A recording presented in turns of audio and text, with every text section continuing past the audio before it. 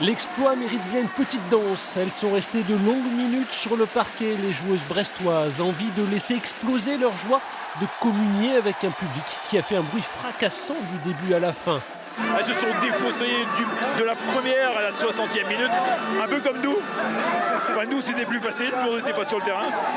Mais c'est vraiment magique. Une magie qui commence dès les premières minutes, alors que la meilleure équipe française se casse les dents sur une défense brestoise bien organisée.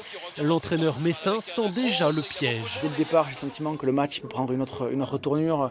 On rate un penalty, on rate 3 tirs de près dans les 5 premières minutes. Et je me dis, mais à partir de quand on va mettre ce premier but alors que les opportunités elles y étaient? Il faut attendre près de 9 minutes pour voir le premier but messin.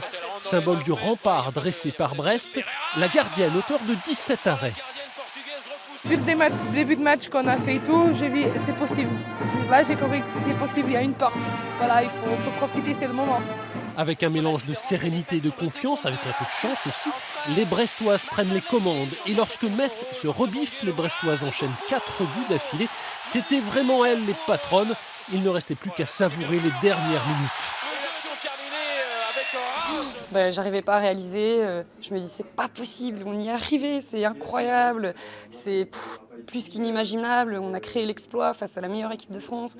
Ça donne du sens un petit peu à tout ce qu'on fait tous les jours, quoi. On s'entraîne tous les jours, 2 fois par jour, on fait du sport pour ça, on fait du sport pour ses émotions, on se prépare, on s'entraîne pour gagner pour ce genre de match. Donc il était hors de question avec l'équipe qu'on avait et puis une espèce de sérénité de galvauder la Coupe de France, mais au contraire.